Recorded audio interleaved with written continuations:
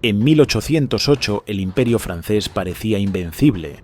Napoleón Bonaparte había humillado a Austria y Prusia, forjado una alianza con Rusia y solo Gran Bretaña se atrevía a desafiarlo.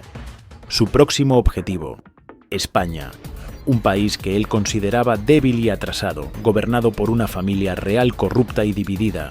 Lo que Napoleón no imaginó es que en una pequeña villa andaluza llamada Bailén, su ejército enfrentaría algo que nunca había experimentado: una derrota total. Por primera vez, las águilas imperiales se inclinarían ante un enemigo que el emperador había subestimado gravemente. Esta es la historia de cómo el error de cálculo de un genio militar cambiaría el curso de la historia europea. Para el otoño de 1807, Napoleón Bonaparte había logrado algo extraordinario. Prácticamente toda Europa estaba bajo su control. Austria y Prusia, dos de las potencias más importantes del continente, habían sido humilladas en el campo de batalla. Rusia, reconociendo la supremacía francesa, se había visto forzada a firmar una alianza. Solo quedaba Gran Bretaña, protegida por su poderosa armada, desafiando al emperador francés. Pero Napoleón tenía un plan: cómo derrotar a un enemigo que no puedes alcanzar. Simple: destruyendo su economía. Así nació el sistema continental, un ambicioso bloqueo comercial que prohibía a todos los territorios controlados por Francia o sus aliados comerciar con Gran Bretaña. Sin embargo, Portugal, histórico aliado británico, se negó a participar. La respuesta de Napoleón fue contundente. Envió al general Junot con un ejército para ocupar el país. España, que en ese momento era aliada de Francia, apoyó la invasión de Portugal, aunque, irónicamente, esta decisión terminaría siendo el principio de su propia caída. Y es que la España de 1807 era un polvorín a punto de estallar. La familia real Borbón estaba sumida en el caos. El rey y el príncipe heredero se odiaban mutuamente, mientras que el verdadero poder lo ejercía Manuel Godoy, el primer ministro y amante de la reina. Napoleón, observando esta situación, llegó a una conclusión: España era un país atrasado, militarmente débil y gobernado por incompetentes. Lo que inicialmente había sido una alianza estratégica se convirtió en una oportunidad. ¿Por qué conformarse con tener a España como aliado cuando podías controlarla directamente? Este análisis de Napoleón sobre España resultaría ser uno de los errores más costosos de su carrera.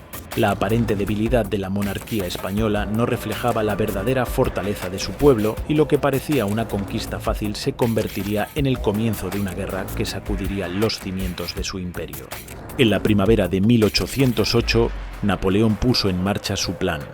Bajo el pretexto de proteger a España de una posible invasión británica, las tropas francesas comenzaron a tomar posiciones estratégicas por todo el país. El pueblo español, que ya venía soportando una larga lista de humillaciones, responsabilizó a Manuel Godoy de esta nueva afrenta. La tensión estalló en el Palacio de Aranjuez, donde Godoy casi fue linchado. Napoleón, aprovechando el caos, invitó a la familia real española y al propio Godoy a refugiarse en la ciudad francesa de Bayona. Mientras tanto, envió al mariscal Murat con 50.000 soldados para restablecer el orden en Madrid. El 2 de mayo de 1808, Madrid se levantó en armas. Los ciudadanos atacaron a los mamelucos de la Guardia Imperial de Napoleón, matando a 100 soldados. La respuesta francesa fue brutal. Docenas cayeron en las calles y más de 100 fueron ejecutados por pelotones de fusilamiento. Esta violencia quedó inmortalizada en los cuadros de Francisco Goya. Mientras la sangre corría en Madrid, en Bayona Napoleón forzaba al rey Carlos a abdicar y nombraba a su hermano José como nuevo rey de España. Los españoles reaccionaron con furia ante este doble ultraje. No solo eran invadidos por extranjeros arrogantes, sino que además estos eran considerados ateos impíos que habían rechazado al Papa durante la Revolución Francesa. La resistencia se extendió como un incendio.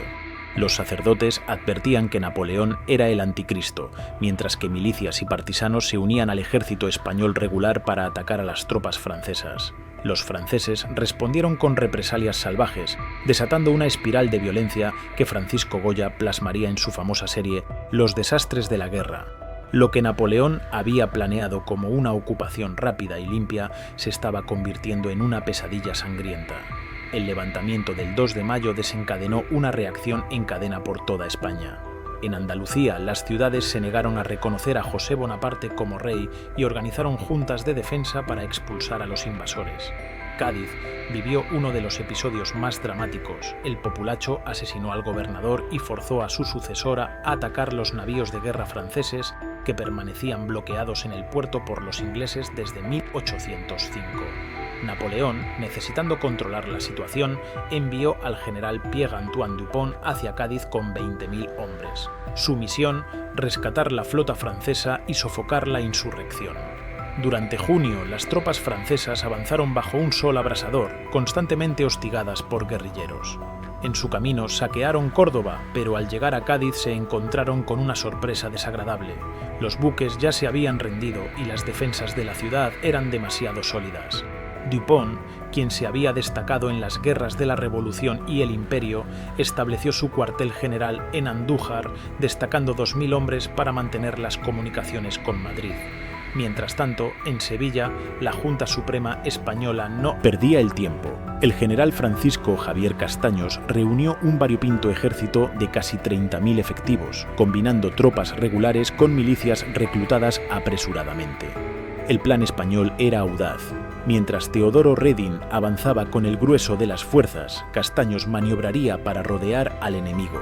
Sin embargo, Dupont, sin saber que se acercaban los españoles, se dirigió hacia la Carolina para conectar con sus destacamentos de suministros. El destino quiso que ambos ejércitos se encontraran por sorpresa en las afueras de una pequeña villa llamada Bailén, donde estaba a punto de escribirse una página decisiva de la historia. A las 3 de la madrugada del 19 de julio, los primeros disparos rompieron el silencio. Dupont, ansioso por asegurar el cruce del río Rumblar, lanzó 5 batallones contra la loma de la Cruz Blanca. El regimiento de Farnesio fue arrollado, pero Reding había preparado una sorpresa. Sus hombres estaban desplegados en media luna en los altos de Bailén. Dupont, reconociendo la sólida posición española, decidió esperar sus refuerzos y artillería. Durante 3 horas, ambos bandos intercambiaron fuego de artillería, con ventaja para los españoles, cuyas piezas tenían mayor alcance. A las 6 de la mañana, Dupont, frustrado por estar perdiendo el duelo artillero, ordenó un ataque desesperado. Su caballería pesada cargaría contra el flanco izquierdo de Reding, mientras la infantería del general Chabert avanzaba por el centro. Los coraceros franceses aplastaron inicialmente a los regimientos del flanco, pero la infantería francesa, compuesta principalmente por conscriptos de la Guardia de París y unidades austríacas y suizas forzadas a luchar, se deshizo bajo el fuego español. El momento decisivo llegó al mediodía. Dupont, con Castaños amenazando su retaguardia, lanzó un último ataque desesperado. Los elitistas marinos de la Guardia Imperial, un cuerpo especialista en operaciones anfibias fundado en 1804, encabezaron el asalto hacia Bailén, pero tras 10 horas de combate bajo un sol abrasador, el agotamiento y la sed hicieron mella. El fuego de metralla y mosquetes españoles destrozó el ataque. La mayoría de los soldados franceses arrojaron sus armas mientras los regimientos suizos se pasaban al bando español. La llegada de Castaños selló el destino francés. Aunque Dupont intentó ganar tiempo en las negociaciones esperando refuerzos desde la Carolina, Reding había asegurado el desfiladero. La batalla estaba perdida. Por primera vez, el ejército de Napoleón había sido derrotado en campo abierto. La batalla de Bailén sacudió los cimientos del Imperio napoleónico. Los franceses se rindieron y 17.635 prisioneros fueron capturados.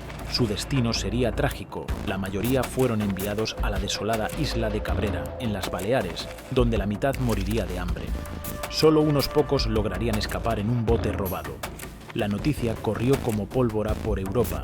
Era la primera gran derrota de Napoleón desde que se convirtió en emperador y la primera rendición de un general francés desde la batalla de Alejandría en 1801. José Bonaparte huyó de Madrid tras apenas 5 días en el trono, mientras las tropas francesas se replegaban hacia los Pirineos. Para España fue un soplo de aire fresco que renovó las esperanzas de victoria. Para Austria fue la señal que esperaba. Con el apoyo financiero británico, declararía la guerra a Francia en 1809. Napoleón, furioso, culpó a Dupont de todo y lo encerró en un castillo hasta la restauración borbónica. Pero el emperador sabía que tenía que actuar. En noviembre de 1808 reunió 130.000 hombres, incluyendo sus mejores tropas, y lideró personalmente una segunda invasión. Tomó Madrid y expulsó a una fuerza expedicionaria inglesa de la península. Los inmensos recursos del Imperio francés se pusieron en marcha y, aunque nunca lograrían controlar totalmente España, consiguieron arrinconar a la Junta en Cádiz. Irónicamente, aunque Castaños se llevó la gloria de la victoria, fue Reding quien realmente comandó el ejército durante la batalla de Bailén. Sin embargo, la guerra continuaría otros 6 años, hasta 1814, cuando los bonapartistas finalmente abandonaron España.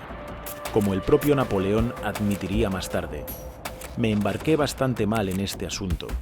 La inmoralidad se mostró demasiado obvia, la injusticia demasiado cínica. Todo sigue siendo muy feo.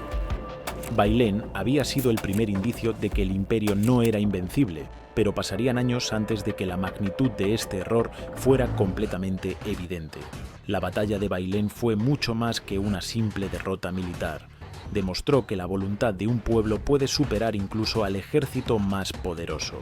España, a la que Napoleón consideraba débil y atrasada, se convirtió en su úlcera española, una herida que sangraría durante 6 largos años.